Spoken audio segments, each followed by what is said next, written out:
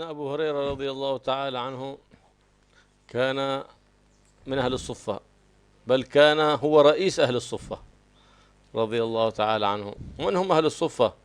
هم جماعة من فقراء أصحاب النبي محمد صلى الله عليه وآله وسلم، الذي غالبهم ربما لا يملك إلا ما يواري به عورته، وهم متجردين لطاعة الله ورسوله وطلب العلم في مجلس النبي محمد صلى الله عليه وسلم.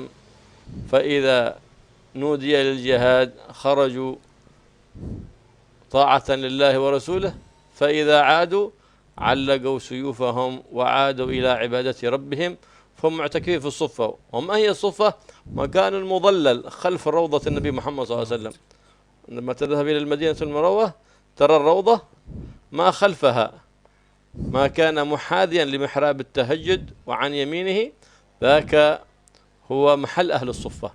كانوا يجلسون في مكان عليه ظل هكذا يجلسون، والنبي محمد صلى الله عليه وسلم كان يحبهم ويواسيهم ويطعمهم ويعطيهم. إذا جاءت له هدية طعم منها جبرا لخاطر المهدي، ثم بعد ذلك يدفع بها لأهل الصفة. وإذا جاء أحد بصدقة فإن النبي محمد صلى الله عليه وسلم لا يأكل الصدقة ولا يأكل الزكاة، لكن يأكل الهدية، خصوصية له صلى الله عليه وسلم. أما أهل بيته تحرم عليهم الزكاة لكن تحل لهم الصدقة والهدية. أما النبي محمد صلى الله عليه وسلم تحرم عليه الزكاة والصدقة وتحل له الهدية. فإذا جاءته صدقة لا رأسا لنسن بعث بها إلى أهل الصفة ولا يمسها ولا يطعمها صلى الله عليه وعلى آله وصحبه وسلم. هؤلاء هم أهل الصفة الذين بذلوا أوقاتهم وأعمارهم في خدمة النبي محمد صلى الله عليه وسلم، فهم ملازمين المسجد. Sayyidina Abu Hurairah ini termasuk dari sahabat yang disebut dengan istilah Ahlus Suffah. Bahkan beliau ketuanya. Jadi Sayyidina Abu Hurairah ini ketua atau pimpinan Ahlus Suffah. Ahlus Suffah kalau secara bahasa itu artinya orang-orang yang penduduk teras masjid. Nah, siapa Ahlus Suffah ini? Ahlus Suffah ini adalah sekelompok sahabat yang semuanya mereka ini adalah orang-orang fakir miskin. Sekelompok sahabat, ada beberapa orang, jumlahnya puluhan orang. Nah, ini mereka semuanya orang-orang fakir miskin, dan kebanyakan dari mereka hatta pakaian tidak punya, kecuali pakaian hanya untuk nutup aurat. Jadi tidak punya pakaian sempurna. Rata-rata dari mereka pakaiannya hanya cukup untuk nutupi aurat. Mereka ini semuanya fokus untuk ibadah kepada Allah, taat kepada Rasulullah SAW. Aktivitas mereka, jadi hampir seluruh waktu mereka digunakan untuk aktivitas belajar ilmu, hadir majelisnya Rasulullah SAW. Ini mereka tinggal ada di teras masjid. Jadi sufa ini ada tempat di belakangnya raudhah. Di belakangnya raudhahnya Rasulullah SAW, itu di belakangnya itu ada tempat dikasih atap gitu. Dikasih atap, nah mereka tinggal ada di situ. Jadi selalu iktikaf ada di masjid. Kalau Nabi datang ke masjid mengajar, mereka selalu hadir. Dan ketika ada panggilan jihad, perang, mereka keluar ikut perang. Tapi ketika kembali dari perang, kembali pedangnya, senjatanya digantungkan, disimpan, hadir majlis lagi. Jadi kegiatan mereka tidak ada lain. Jadi nggak kerja, nggak apa. Jadi mereka hanya iktikaf di masjid, ibadah. Kalau Nabi keluar ke masjid ngajar, mereka ngaji. Ada ajakan perang, ikut perang. Kembali ke Madinah, balik aktivitas seperti lagi. Tidak ada aktivitas lain, tidak ada kerja, nggak ada apa. Ya cuman gitu. Iktikaf, ibadah, ngaji. Iktikaf, ibadah, ngaji, jihad. Iktikaf, ibadah, ngaji, jihad. Terus begitu kegiatan mereka. Mereka ini orang-orang sekelompok sahabat yang sangat dicintai oleh Rasulullah Sallallahu Alaihi Wasallam, dan Nabi sangat perhatian kepada mereka. Mereka tidak bekerja, lantas makan minumnya dari mana? Mereka ini orang kalau nggak ada makanan ya sabar, menahan haus, lapar, sabar, tidak mengeluh.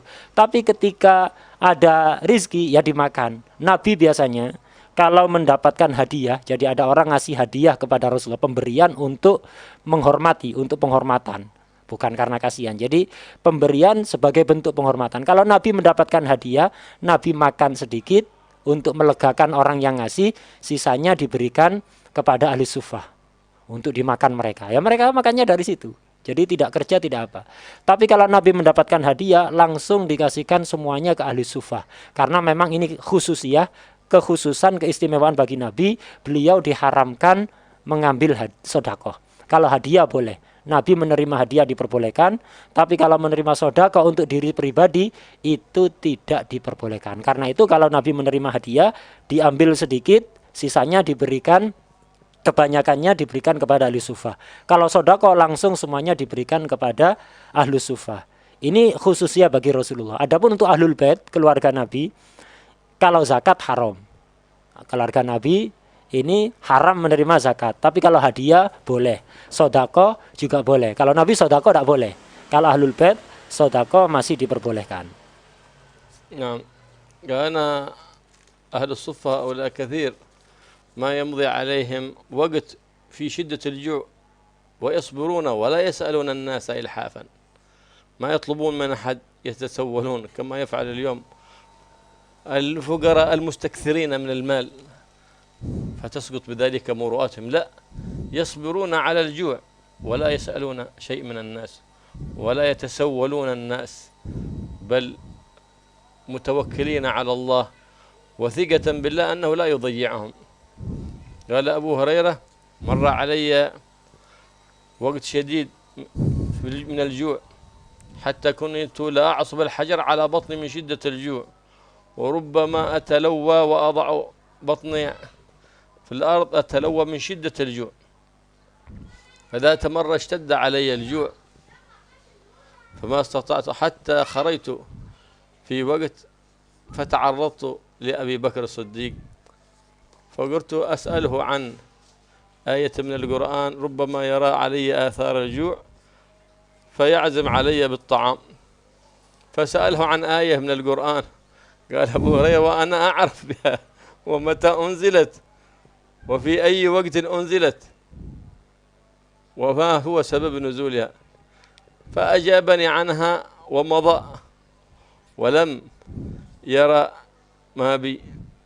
ثم بعد ذلك لقيت عمر بن الخطاب قلت أسأله عن آية من القرآن لعله أن يرى فيها أثر الجوع فيقول: اتبعني ويطعمني، فلم يعرف ما بي وأنا أعرف ذلك الآية، فسألت عنها وأنا أعرف بها فأجابني ومضى.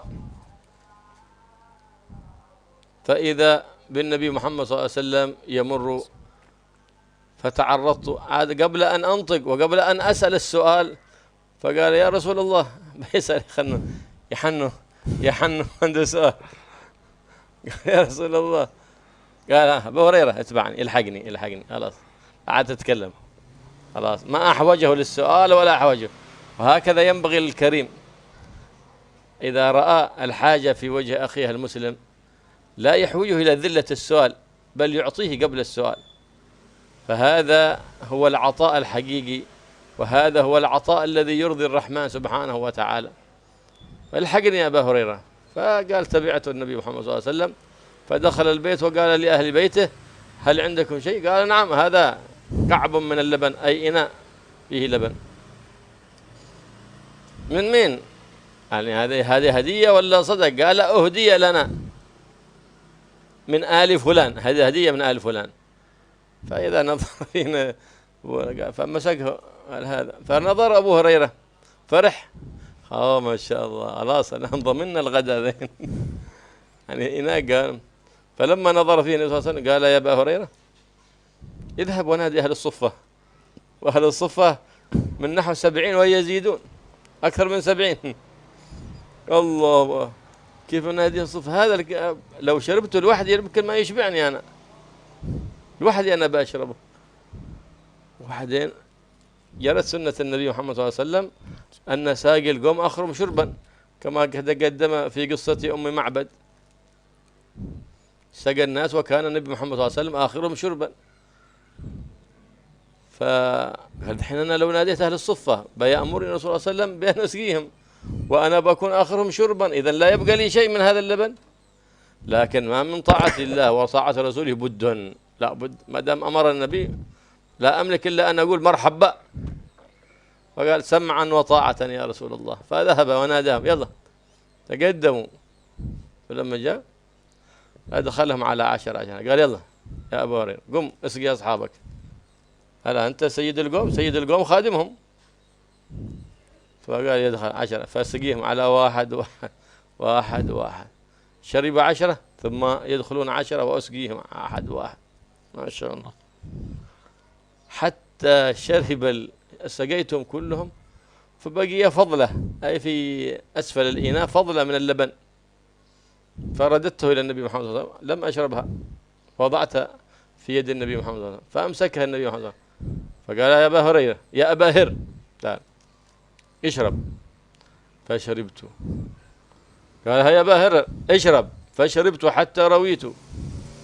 يا أبا هر اشرب، فلا زال يقول يا أبا اشرب وأشرب، ثم أشرب مرة أخرى وثالثا حتى شبعت.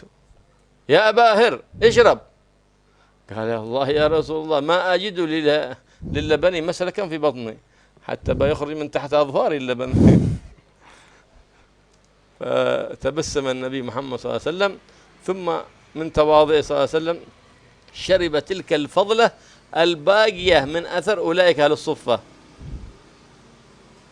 فقراء الصحابة، لأن في سؤر المؤمن شفاء، يقول النبي محمد صلى الله عليه وسلم لما تشرب سؤر أخيك المؤمن هذا فيه شفاء من كل داء، بخلاف ما علموهم اليوم في العصر الحديث في زمن التطور الذي باطنه التدهور، أن هذا لا، هذا ليس هذا إلا ما هو من الوسخ، وأن هذا فصارت عندهم كبر وعزة على غير ما أنزل الله ورسوله.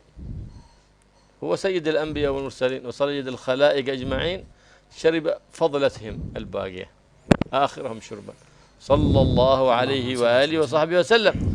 ربما اليوم أحدهم لا يشرب فضلة أحد من الفقراء، بل لا يجلس حتى بجانبه حتى لا يجد من رائحة فيه، وإنما يجلس بجوار الأغنياء فيزداد فخرا وعزا، فإذا جلس أحد الفقراء تغير وجهه.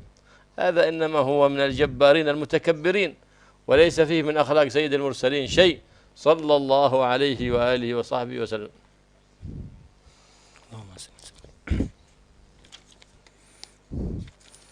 Ahlus Suffah, yaitu santri-santrinya Rasulullah yang tinggal ada di masjid, tidak punya aktivitas lain kecuali ibadah dan belajar kepada Nabi. Ini seringkali kelaparan, karena memang mereka tidak punya pekerjaan. Mereka tidak bekerja, tidak beraktivitas yang lain. Aktivitasnya sebagaimana tadi diterangkan, cuman ibadah, ngaji kepada Rasulullah, jihad. Ibadah, ngaji, jihad, terus hanya begitu, tidak bekerja. Karena itu mereka seringkali kelaparan. Tapi walaupun lapar, mereka sabar. Tidak pernah sekalipun mereka minta-minta. Sebagaimana yang kita lihat seperti orang sekarang. Banyak orang ngemis, ini bukan karena kebutuhan, tapi karena memperbanyak harta, untuk numpuk-numpuk harta. Jadi kadang-kadang pengemisnya lebih kaya daripada yang ngasih. Nah, tidak seperti sekarang. Mereka ini orang-orang yang sekarang yang seringnya minta-minta, itu merusak harga diri mereka sendiri, merusak muruah mereka sendiri. Ahlus Suffah sering kelaparan, tapi tidak pernah sama sekali minta-minta. Pernah Sayyidina Abu Hurairah yang merupakan ketua Ahlus Suffah, ini kelaparan itu sudah sangat parah sekali, sampai-sampai saking laparnya Sayyidina Abu Hurairah ini mengganjal perutnya dengan batu, karena saking tipis perutnya, karena nggak ada isinya sama sekali, berapa hari nggak pernah diisi, akhirnya diganjel dengan batu. Bahkan pernah lebih parah dari itu, Sayyidina Abu Hurairah saking nggak kuatnya karena menahan lapar, itu sampai melungker ada di tanah, menahan sakitnya lapar. Saking sakitnya tidak kuat sudah Sayyidina Abu Hurairah ini. Menahan lapar seperti itu tidak kuat. Akhirnya beliau keluar. Pergi ke menemui Sayyidina Abu Bakar As-Siddiq radhiyallahu anhu. Ketemu Sayyidina Abu Bakar, ya maksudnya tujuannya agar supaya barangkali Abu Bakar melihat kalau Abu Hurairah ini kelaparan, nanti dikasih makan. Kepinginnya begitu, tapi Ahlus Suffah ini sama sekali tidak pernah minta-minta. Jadi walaupun laparnya kayak apa, tidak pernah minta. Jadi Abu Hurairah saking nggak kuatnya sudah ini. Ini jarang terjadi. Kalau lapar sering, tapi melakukan ini ya pernah sekali ini. Jadi datang menemui Sayyidina Abu Bakar, pura-pura nanya. Pura-pura nanya tentang firman Allah, ini turunnya kapan, sababun nuzulnya apa, maksudnya apa. Pura-pura nanya. Padahal maksudnya bukan nanya. Kenapa? Sayyidina Abu Hurairah lebih paham maksud ayat ini, kapan diturunkan, apa maknanya, sababun nuzulnya apa, lebih paham dari Sayyidina Abu Bakar Siddiq. Cuman beliau nanya ke Sayyidina Abu Bakar, pura-pura saja ya Hanu. Itu pura-pura nanya, tapi maksudnya biar Sayyidina Abu Bakar ngelihat kayaknya lapar, diajak makan. Ternyata Sayyidina Abu Bakar nggak memahami itu. Bukan karena pelit, Sayyidina Abu Bakar terkenal dermawan. Tidak paham. Karena memang Ahlus Suffah begitu. Walaupun lapar tidak pernah minta-minta. Bahkan tidak menampakkan kalau mereka sedang lapar. Nah, jadi ini berharap Sayyidina Abu Bakar bisa melihat. Ternyata Sayyidina Abu Bakar tidak memahami. Akhirnya ketika Sayyidina Abu Hurairah bertanya tentang ayat, dijelaskan. Oh begini, begini, begini. Setelah dijawab, Sayyidina Abu Bakar pergi. Aduh, tidak berhasil ini. Akhirnya pergi ke Sayyidina Umar. Setelah dari Sayyidina Abu Bakar, Sayyidina Abu Hurairah pergi ke Sayyidina Umar. Sama, pura-pura nanya tentang ayat. Apa maksudnya, apa maknanya, apa sababun nuzulnya, kapan diturunkan. Pura-pura nanya ke Sayyidina Umar. Padahal Sayyidina Abu Hurairah lebih paham maksud ayat ini daripada Sayyidina Umar. Karena Sayyidina Abu Hurairah salah satu murid terbaik Rasulullah. Terus bersama Rasulullah. Ya pura-pura, maksudnya biar Sayyidina Umar ngelihat kalau beliau sedang lapar, barangkali diajak makan. Ternyata sama. Sayyidina Umar tidak memahami itu, dijawab pertanyaannya apa adanya, setelah itu ditinggal pergi. Aduh, gagal lagi untuk kedua kali. Akhirnya setelah itu, Sayyidina Abu Hurairah melihat Rasulullah SAW. Nah, beliau menghampiri Rasulullah dengan maksud yang sama. Ingin pura-pura nanya, tapi maksudnya biar Rasulullah melihat kalau beliau sedang lapar dan nanti diajak makan. Menghampiri Rasulullah, belum sempat ngomong, belum sempat nanya, Sayyidina Abu Hurairah ngomong, Rasulullah saya ada perlu. Udah, enggak usah ya Hanu, ayo ikut aku. Jadi Rasulullah tahu. Dan memang begitulah harusnya orang yang dermawan itu, jangan nunggu diminta. Jadi kalau melihat ada orang lain butuh, langsung tawarkan perlu apa. Kalau udah tahu langsung ayo. Nggak usah ya anu, langsung. Nah, itu orang yang dermawan yang sebenarnya. Jangan nunggu orang lain menghinakan dirinya sampai minta-minta. Kalau kelihatan orang kayak perlu bantuan pada kita, bantu. Nggak usah nunggu orang itu ngomong. Akhirnya Rasulullah faham, ayo ikut aku. Ikut. Akhirnya diajak ke salah satu tempat tinggal istri beliau. Nyampe di sana, Rasulullah tanya, apa ada makanan di rumah?